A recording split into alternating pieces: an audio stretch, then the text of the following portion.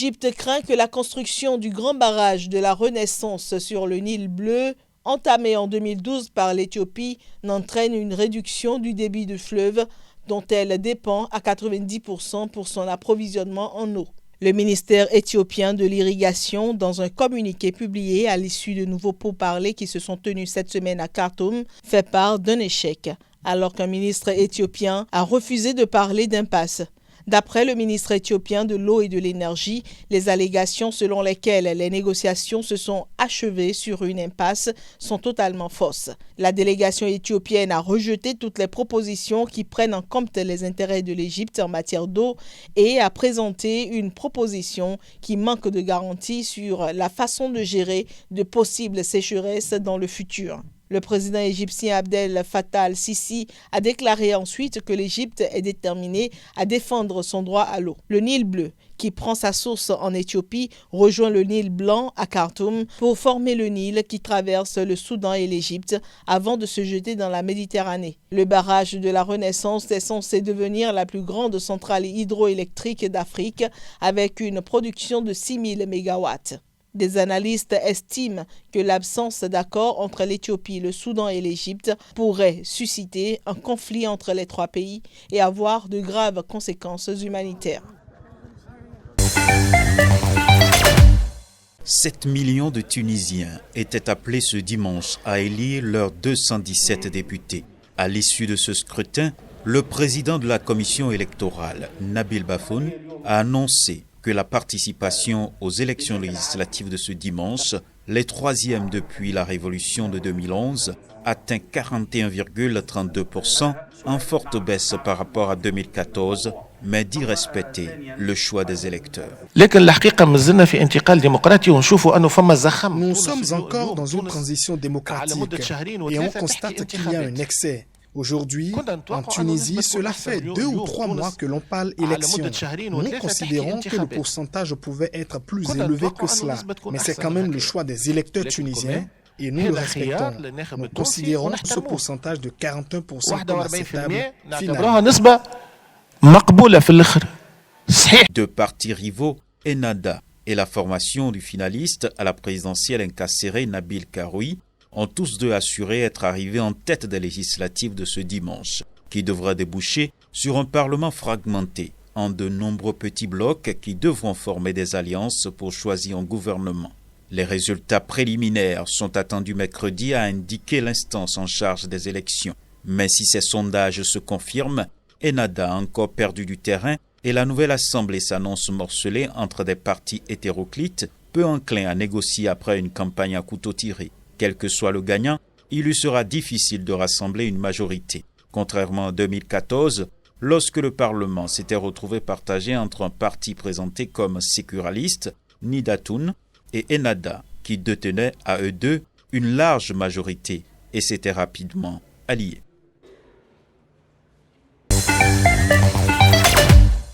Des votes, on a observé des procédures très bien respectées, donc ainsi un climat paisible, très calme et avec une bonne application professionnelle des règles par les teams et par les équipes de bureau de vote. Seulement dans les 5% des cas dans notre observation, on a vu des longues files d'attente à l'extérieur des bureaux de vote. On a un peu le sentiment que le changement de calendrier dû à la mort, l'événement triste de la mort de M. Sepsi n'a pas facilité vraiment peut-être la compréhension des procédures par les électeurs, vu que l'une élection est empiétonnée sur l'autre. Mais sur le plan technique, je dois vraiment féliciter l'ISI pour tous les efforts qu'ils ont faits pour mener à bien et pour respecter les temps des élections. 3 jours après l'interdiction du port du masque dans les rassemblements, un membre du conseil exécutif hongkongais a annoncé l'intention du gouvernement à limiter l'accès à Internet. Contrairement à son objectif, l'interdiction du port de masque a attisé la contestation. En effet, Internet est un outil indispensable pour le mouvement pro-démocratie qui utilise les forums en ligne et les messageries cryptées pour organiser les actions de la contestation. Le porte-parole de l'exécutif a cependant souligné que restreindre l'accès à Internet pourrait avoir des conséquences néfastes pour Hong Kong. De nombreuses stations de métro ont été vandalisées par des groupuscules radicaux et une bonne partie du réseau est restée à l'arrêt pendant 3 jours consécutifs. Carrie Lam a pris cette mesure après avoir rencontré le conseil exécutif, l'estimant nécessaire afin de mettre fin à 4 mois d'une contestation sans précédent. Lundi, 2 premières personnes ont comparu pour avoir enfreint cette interdiction, un étudiant et une femme de 38 ans. Les 2 prévenus ont été accusés de rassemblement illégal, un fait passible de 3 années d'emprisonnement et d'avoir enfreint l'interdiction de porter un masque dans des rassemblements publics qui prévoit une peine maximale d'1 an de prison. Tous 2 ont été libérés sous caution. Beaucoup d'opposants à cette interdiction redoutent qu'elle ne soit que le prélude à l'adoption de nouvelles mesures d'urgence par les autorités. Depuis le 1er octobre, le mouvement de colère s'est intensifié.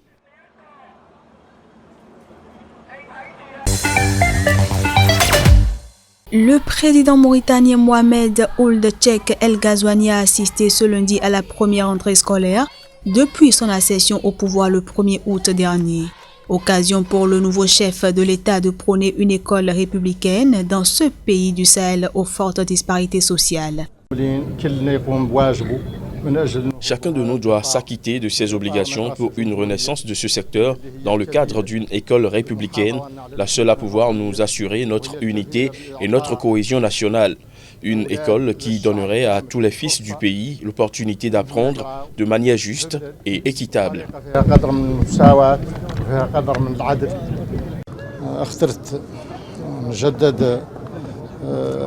J'ai voulu renouveler le souci que j'ai de faire de l'enseignement la priorité de mes priorités.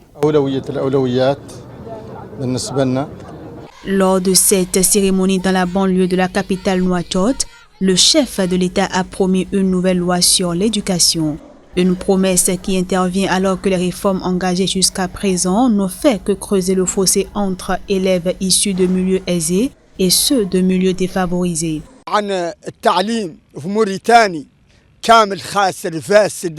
Tout l'enseignement mauritanien est corrompu. Depuis le renversement du premier gouvernement mauritanien, dirigé par Mokhtar Ould Dada, nous n'avons jamais eu un enseignement de qualité.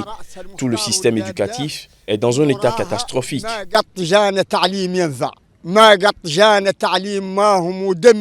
Le ministre mauritanien de l'Éducation nationale a lui annoncé la tenue prochaine de larges concertations sur cette réforme de l'école et promis l'amélioration des effectifs avec le recrutement prochain de 530 enseignants. Pendant la campagne électorale, le président Mohamed Ould Cheikh El Ghazouani avait promis de s'attaquer à la dualité croissante entre un enseignement public et gratuit, mais dénoncé comme médiocre par les associations de parents d'élèves, et un enseignement privé souvent inabordable pour les classes moyennes et populaires.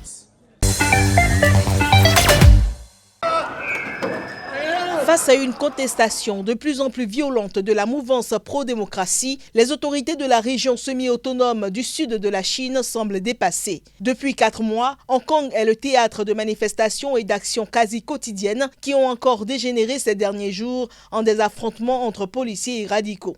La récente flambée de violence a suivi la décision annoncée vendredi par Carrie Lam d'invoquer une vieille loi d'urgence remontant à l'époque coloniale pour interdire le port du masque lors des manifestations. La chef de l'exécutif, une des cibles de la colère des manifestants, a estimé que son gouvernement était capable de régler cette crise. Mais elle a ajouté qu'elle pourrait appeler Pékin à la rescousse si la situation dérapait encore. Elle s'est refusée à réagir sur la suggestion du député pro-Pékin qui a avancé que le gouvernement pourrait limiter l'accès à Internet pour mieux lutter contre la capacité d'organisation des manifestants. La contestation a démarré en juin contre un projet de loi visant à autoriser les extraditions vers la Chine continentale. Le texte a été abandonné depuis septembre, mais trop tard aux yeux des manifestants qui avaient entre-temps considérablement élargi leurs revendications. Ils demandent notamment une amnistie pour des milliers de manifestants arrêtés, une enquête sur le comportement violent de la police ou encore l'avènement d'un véritable suffrage universel.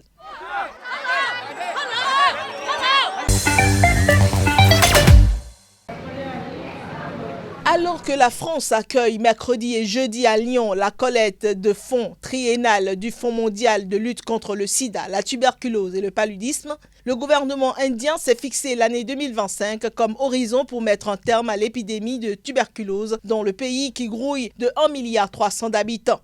Un objectif ambitieux, probablement trop. La tuberculose y règne en maître. Le cas de Bharti Kapar est frappant. Les symptômes étaient pourtant là, mais il lui a fallu passer par 4 docteurs, des mois d'errance médicale et plusieurs semaines d'alitement avant que soit enfin diagnostiquée la maladie derrière sa toux coriace et ses douleurs au ventre, la tuberculose. Cette jeune femme d'une commune pauvre périphérique de New Delhi est l'un des 2,7 millions de nouveaux cas estimés de tuberculose chaque année en Inde. La seule manière d'avancer vers une réduction du nombre de malades est de trouver le plus grand nombre de malades parce qu'il faut se souvenir que chaque malade qui s'ignore et qui n'est pas soigné en infecte 12 autres. Quand on trouve un cas et qu'il est bien soigné, on arrête une source de contamination. Création d'une base de données nationale, rapprochement entre les secteurs de santé publique et privé, programme de porte-à-porte, système de suivi de patients, projet pilote de recours à l'intelligence artificielle. Autorités sanitaires et organisations indépendantes ont sonné la mobilisation générale, transformant l'Inde en principale ligne de front contre la tuberculose. L'incidence de la tuberculose en Inde diminue actuellement chaque année d'environ 2%, mais pour atteindre l'objectif de 2025, le pays aurait besoin que cela baisse d'au moins 10% par an.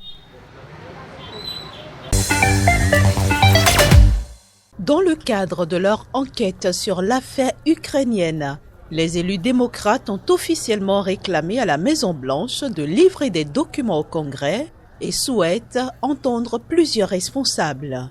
Mais la Maison-Blanche a informé ce mardi que l'administration Trump ne participerait pas à l'enquête, estimant que cette dernière n'était pas légitime. Suite à ce refus de la Maison-Blanche, le président américain a déclaré depuis la Maison-Blanche que cette situation va probablement finir en un cas important pour la Cour suprême, la plus haute juridiction des États-Unis.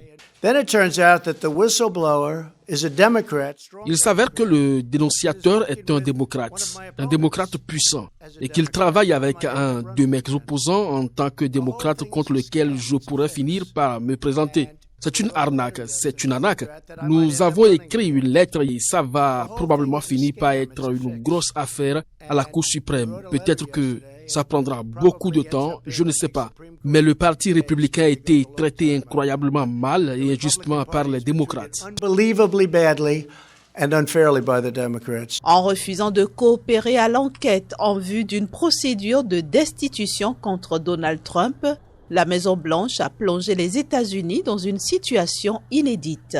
Un affrontement historique entre le Congrès et l'exécutif qui, au-delà de la bataille juridique, provoque un duel politique explosif à l'approche des élections de 2020. Avant Donald Trump, seuls 3 présidents américains ont fait l'objet d'une procédure en vue d'une destitution. Dans une procédure de destitution aux États-Unis, la Chambre des représentants enquête puis vote une mise en accusation avant que le Sénat ne mène le procès sur la base de cette inculpation. Les républicains déplorent notamment que les démocrates de la Chambre n'aient pas organisé de vote pour marquer formellement l'ouverture de l'enquête.